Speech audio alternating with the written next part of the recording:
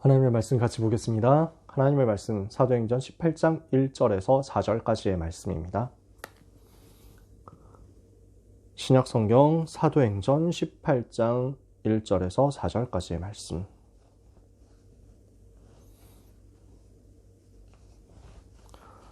사도행전 18장 1절에서 4절 찾으셨으면 같이 읽겠습니다.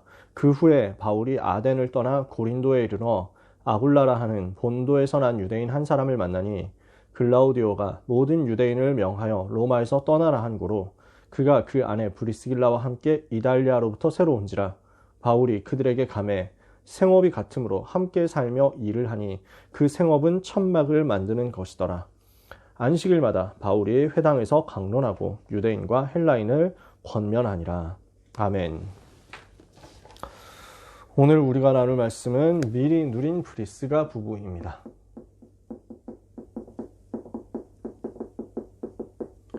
브리스가 부부에 대해서는 우리가 잘 알고 있죠, 그죠? 지난번에도 또 다른 바가 있었습니다. 브리스가 부부를 생각하면서 우리가 붙잡아야 될 언약이 뭐겠습니까? 하나님은 우리의 오늘 속에 모든 것을 담아 두셨습니다. 그래서 어떤 면에서는요, 응답을 받는 방법이 간단해요. 나에게 이미 주어진 당연한 것 속에서 하나님의 뜻을 찾는 겁니다. 나에게 이미 주신 당연한 것 속에서 하나님의 뜻을 찾으면 승리합니다.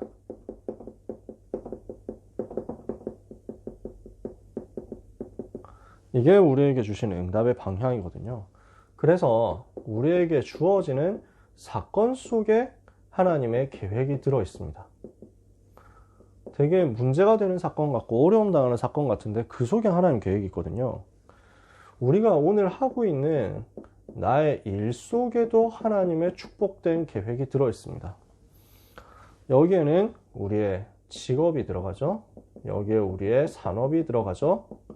여기에 랩넌트의 학업이 들어가겠죠.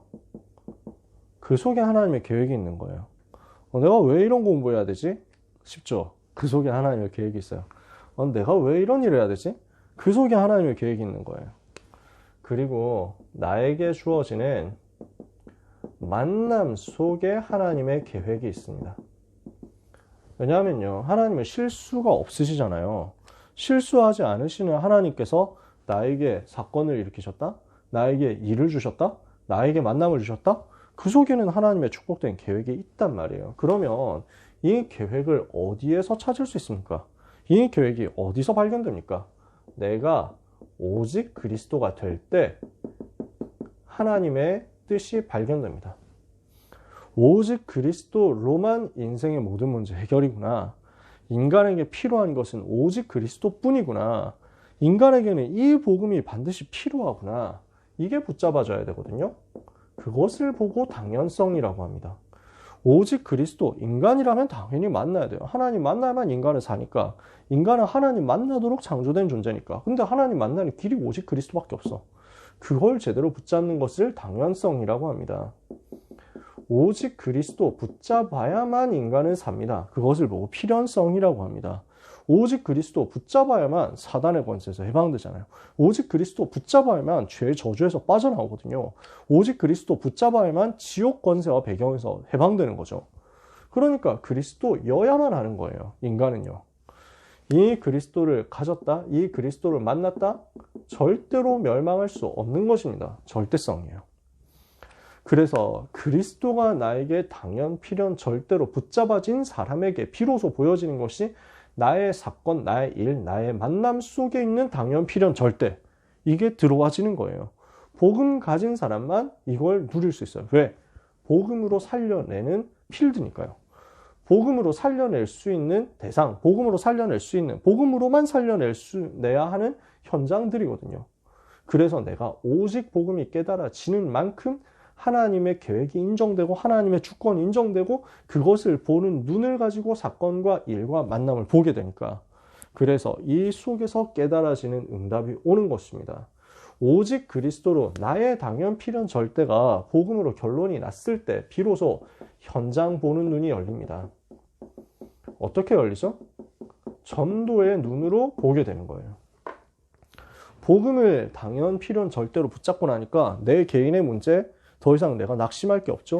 내 개인의 문제 붙잡혀 있을 필요가 없죠. 나에게 와 있는 모든 축복 그 속에도 하나님의 뜻이 있고요. 나에게 와 있는 모든 문제 그 속에도 하나님의 뜻이 있어요. 무슨 뜻입니까? 나를 축복하시는 뜻이에요. 나를 살리시는 뜻이에요. 나를 세계 살리도록 만드시는 그 뜻이에요. 그러니까 내가 염려할 게 없잖아요. 오직 그리스도 답이 났다면요.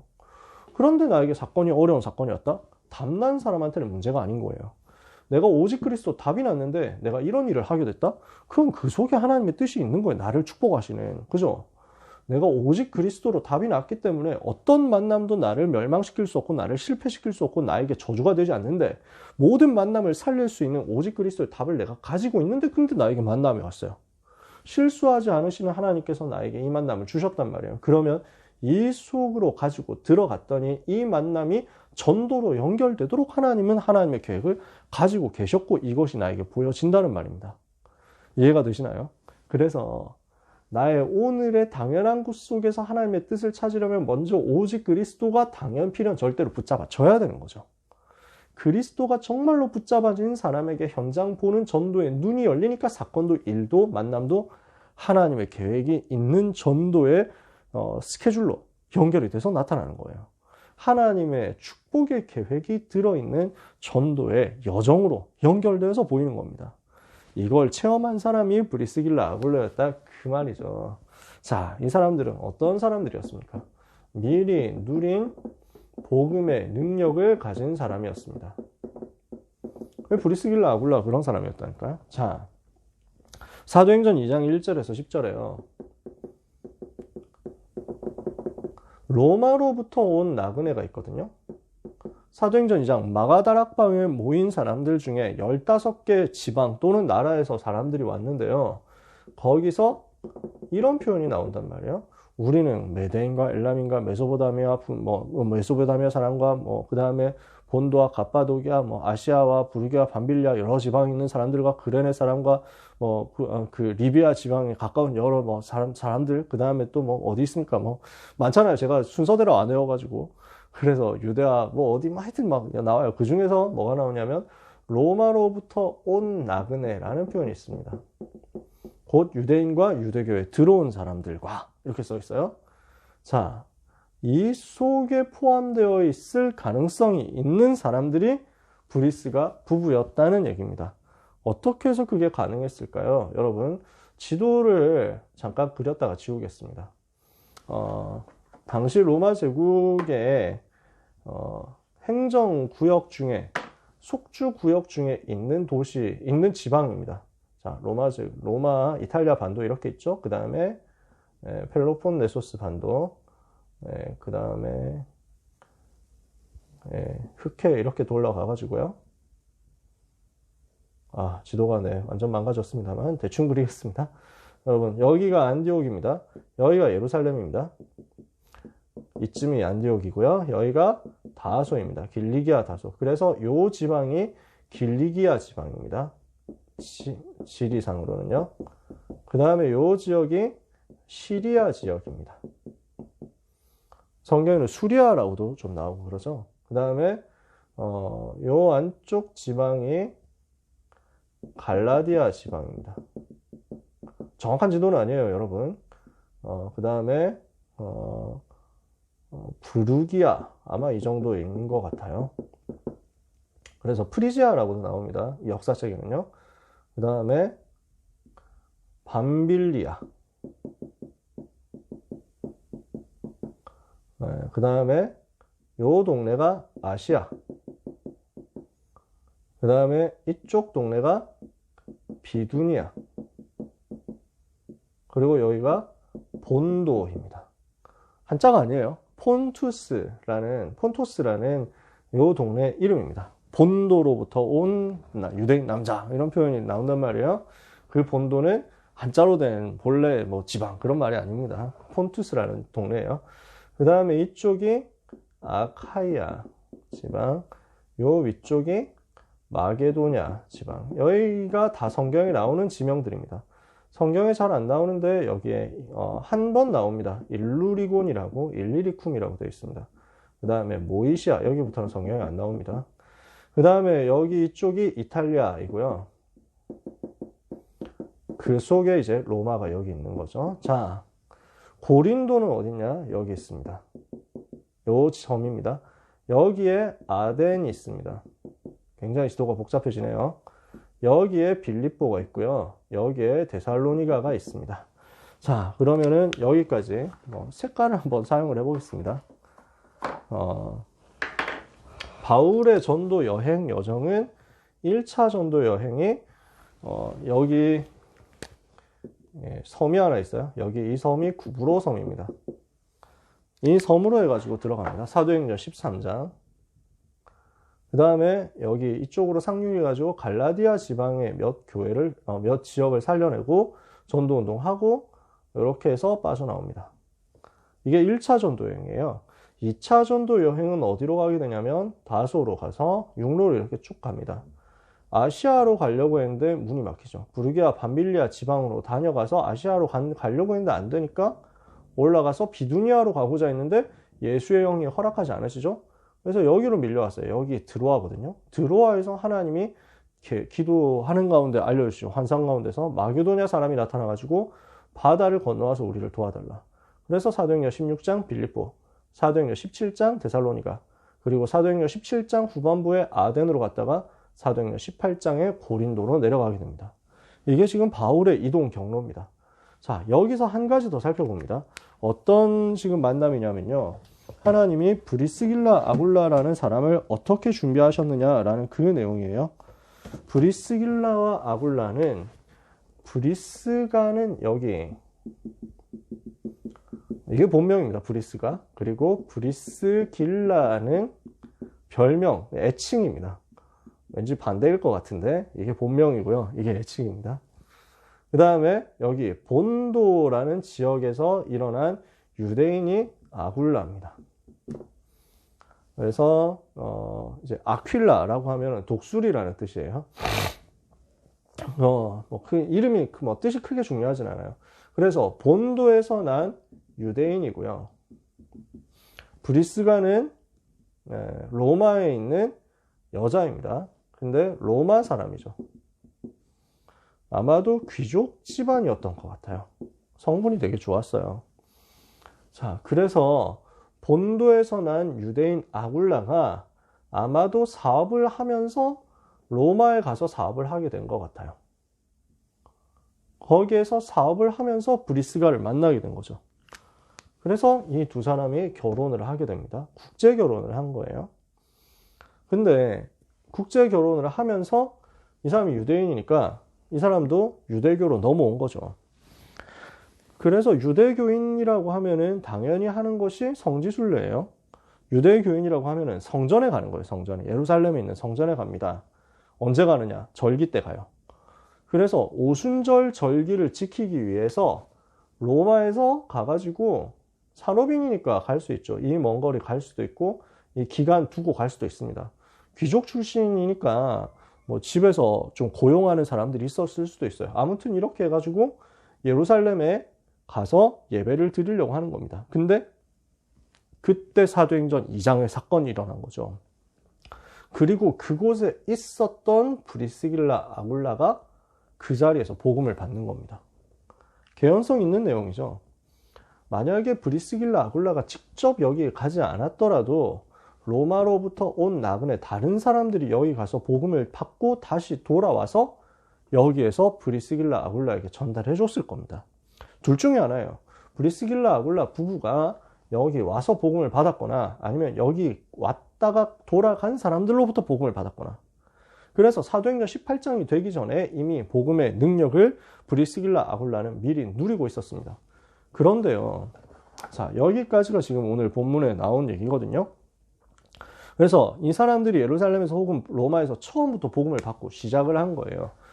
자, 그리고 이 사람들이 어떤 사건이 벌어지느냐, 바울을 만나게 되는 거죠. 바울은 어떤 상황이니까?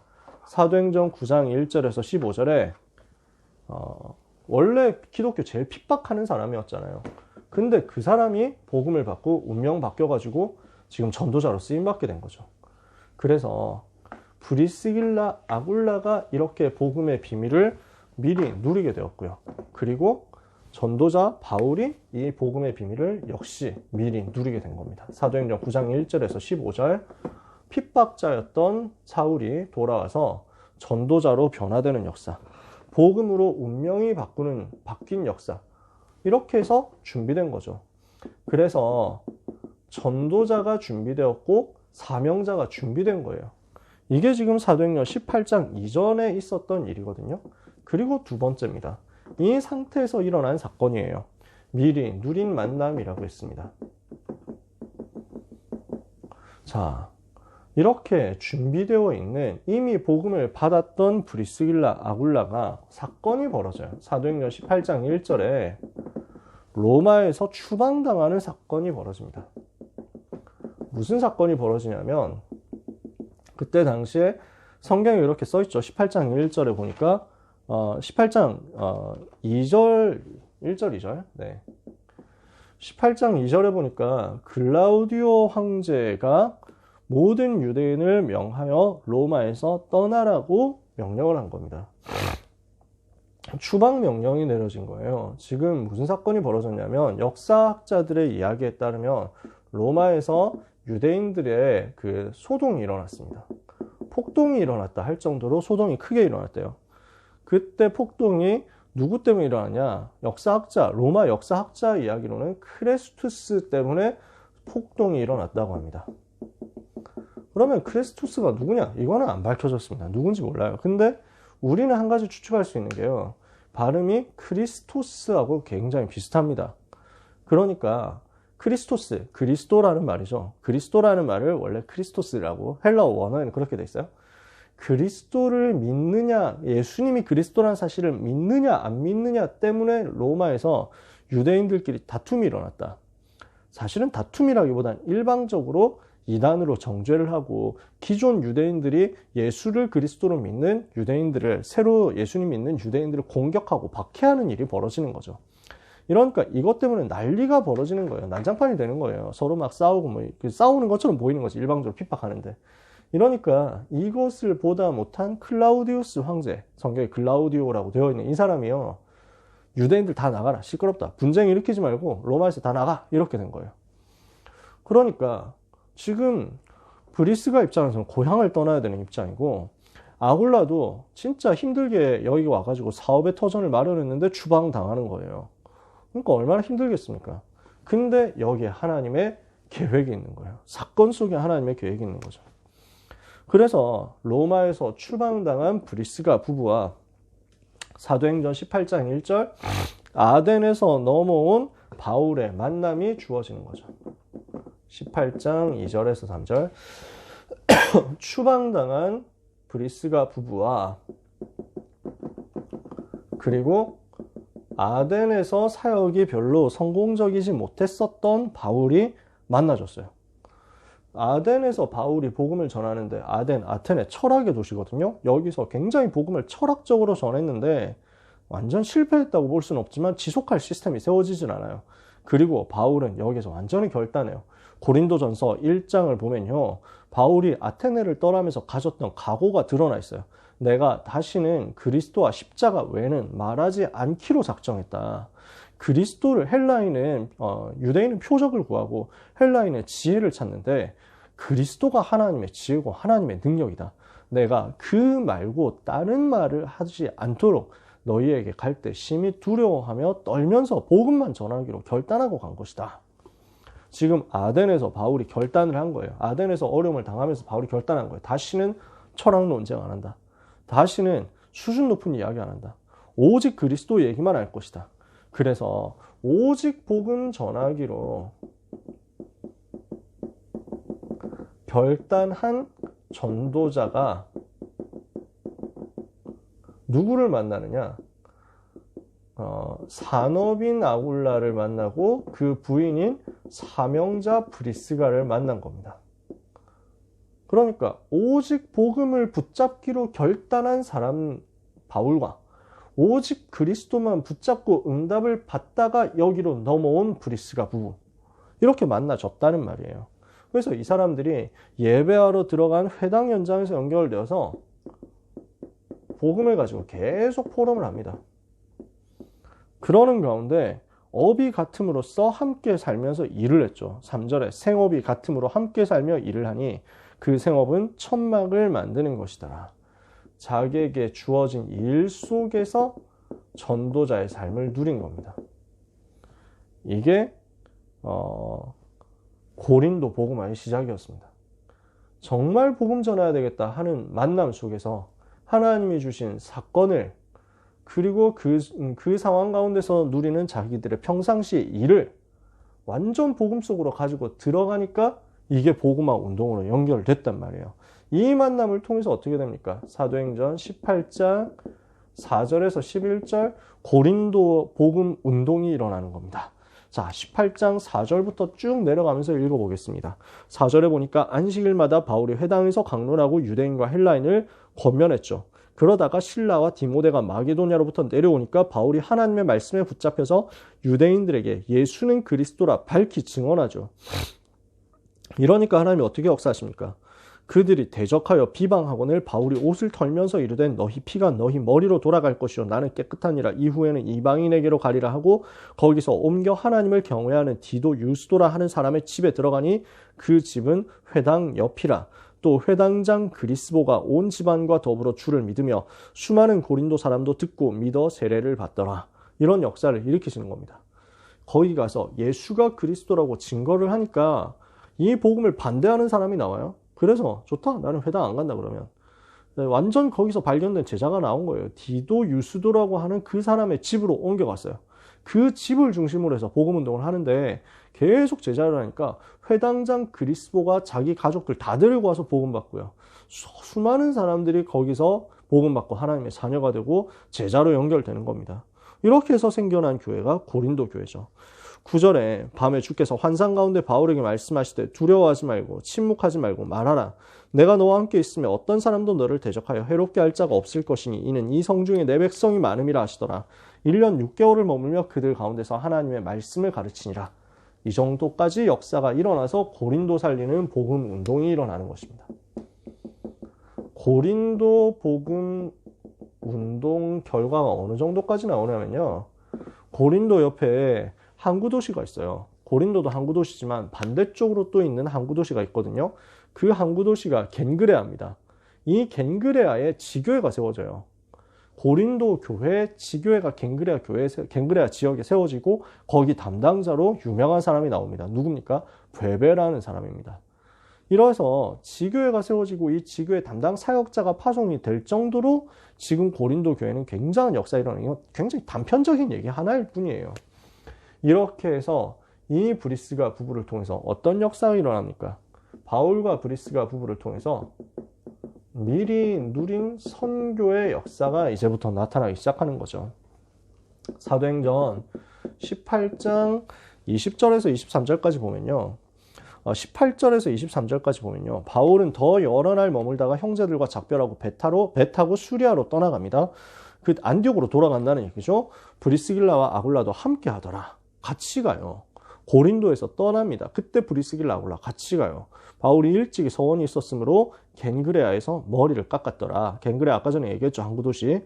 에베소에 와서 그들을 거기 머물게 하고 그들이 누구예요? 브리스가와 아굴라입니다. 자기는 회당에 들어가서 유대인들과 변론하니 여러 사람이 더 오래 있기를 청하되 허락하지 아니하고 작별하여 이르되 만일 하나님의 뜻이면 너희에게 돌아오리라 하고 배를 타고 에베소를 떠나 가이사랴에 상륙하여 올라가 교회 안부를 물은 후에 안디옥으로 내려가서 얼마 있다가 갈라디아 부르기아 땅을 타노다니며 모든 제자를 굳건하게 하니라. 자, 지금 바울이 사도행전 18장 18절에서 23절까지 흐름인데요. 지금 고린도를 떠납니다. 근데 브리스길라 아굴라를 데리고 가요. 그러다가 에베소에 들릅니다. 근데 에베소에 브리스길라 아굴라를 남겨놓는다니까요. 지금 무슨 말입니까? 바울이 미션을 준 거예요. 에베소에 머무르면서 미리 사역을 좀 해라라는 것입니다. 내가 여기 다시 올 때까지 여기서 사역하면서 준비를 하고 있어라. 그러니까 바울의 미션을 받고 산업 현장을 옮길 만큼, 사역 현장을 옮길 만큼 완전히 헌신을 하는 거예요. 그럼 지금 어떤 상황입니까?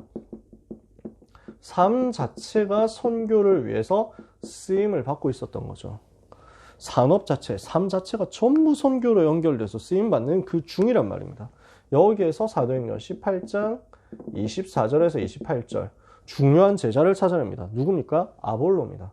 이 아볼로를 만나서 팀 사역을 합니다. 그래서 복음을 이해하도록, 예수가 그리스도라는 사실을 이해하도록 만들고요. 그 복음 메시지를 가지고 고린도에 가서 고린도 전도운동을 할 수 있도록 목회자로 파송합니다. 그러니까 지금 자기들이 떠나온 고린도 현장을 살릴 수 있도록 제자를 세워가지고 일꾼을 파송하는 응답까지 받는 거예요.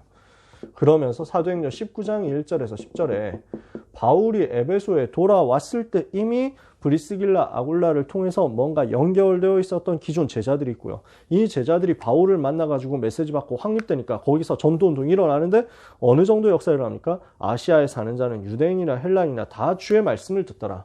바울이 도착했을 때 맞이하고 에베소 전도운동에 동력을 합니다. 그리고 이제 바울이 뭐라고 합니까? 나는 이제 로마로 가야 되겠다. 이렇게 하죠. 그러니까 거기에 또 먼저 가서 쓰임받습니다. 로마로 가서 파송받는 거예요. 사도행 로마서 16장 3절에서 4절에 보면요. 바울이 로마로 보내는 편지가 로마서잖아요. 거기에 브리스길라 아굴라를 소개합니다. 그러면서 아시아의 모든 교회가 이들에게 감사한다. 이 정도로 이분들은 응답받는 중요한 산업인이고 중직자고 전도자다. 이분들하고 같이 전도운동 해라. 이렇게 부탁해서 보낸다니까요. 그러니까 이 사람들이 또 가서 로마에서 전도운동 하면서 문을 여는 거죠. 문을 다 열어놓고 사도행전 28장 30절에서 31절 로마에 도착하는 바울을 기다렸다가 맞아들여서 로마에서 같이 전도운동 하는 겁니다. 그렇게 전도하다가 로마에서 죽어서 로마에 무덤을 남겼습니다. 그 무덤이 로마의 제1번 국도라고 할 수 있는 아피아 가도 연변에 있습니다. 그래서 여러분이 찾아가면은요, 그 도민 쿼바디스 성당이라고 있어요. 쿼바디스 도민에 주여 어디로 가시나이까 해가지고 그 유명한 베드로가 로마에서 도망쳐 나오다가 주님을 만났는데 주님이 로마로 다시 네가 버리고 도망쳐 나온 로마로 다시 십자가에 못 박히러 간다 하니까 내가 가겠습니다. 주님이 가실 필요 없습니다. 이렇게 해가지고 돌아섰다는 거죠. 그래서 라틴어로 주여 어디로 가시나이까 하는 말이 쿼바디스 도미네입니다. 그래서 그 성당이 거기에 성당이 세워져 있어요. 그 쿼바디스 도미네라고 하는 그 성당 맞은편에 브리스가의 무덤이 있습니다. 브리스가 아굴라의 무덤이요. 상당히 큰 무덤입니다. 이분들이 산업인으로서 굉장히 성공했다는 것을 보여주는 큰 무덤이에요. 무슨 말입니까? 이 브리스가 부부는요, 자기들이 가진 메시지를 가지고 바울에게 훈련받은 그 복음 메시지를 가지고 그리고 자기들이 응답받고 훈련받아가지고 가지고 있었던 세계복음화 할 수 있는 주님의 전도 전략을 가지고 그리고 자기들이 가지고 있는 텐트 만드는 그 업을 가지고 산업을 가지고 완전히 전도와 선교에 쓰임받았다는 거죠. 평생 선교하다가 하나님 앞에 간 것입니다. 자, 뭘로 선교했어요? 이 사람들이 선교했던 소스가 뭐예요? 선교할 수 있었던 소스, 메시지를 가지고 있었고요. 전략을 가지고 있었고요. 그러면서 자기들의 산업을 가지고 있었어요. 이게 전부 선교로 활용되는 겁니다. 여러분이 정말로 언약 붙잡고 이렇게 준비되고 있으면요, 하나님은 여러분이 선교를 위해서 최고로 쓰임받도록 만드신단 말이에요. 그래서 오늘 우리는 선교를 두고 마음을 담아야 되겠습니다. 나의 관심과 나의 삶의 목표가 세계복음화에 맞아지면요, 나의 관심, 나의 삶, 나의 목표가 하나님의 것과 맞아져야 되거든요. 그게 하나님의 것이지, 하나님의 목표, 하나님의 관심이 세계복음화니까 우리가 이 속에 들어가면 하나님은 모든 것을 동원해서 복을 주시는 거예요. 한 번도 복음 듣지 못해서 고난당하는 현장에 우리의 눈이 향하면 하나님은 반드시 거기에 복을 주시는 거거든요. 그러면 선교는 어떻게 해서 이루어지느냐? 선교는 어디에서 나오느냐면요, 나의 당연한 삶 속에서 나오는 겁니다. 나의 당연한 일상이 곧 선교가 됩니다.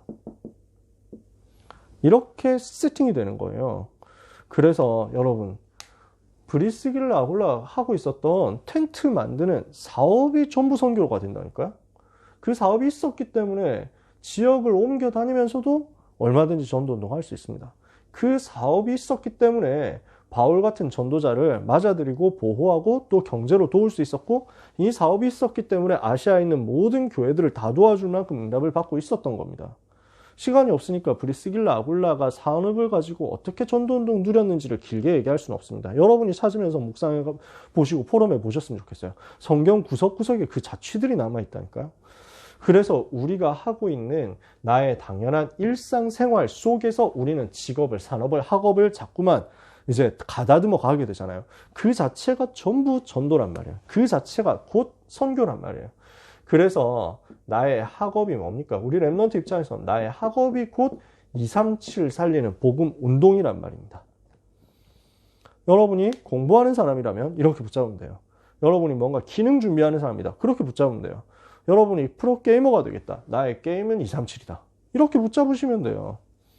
이렇게 하면서 여러분이 모든 문화도 선교 전략으로 활용하세요. 이렇게 승리한 대표적인 역사가 크리스마스거든요.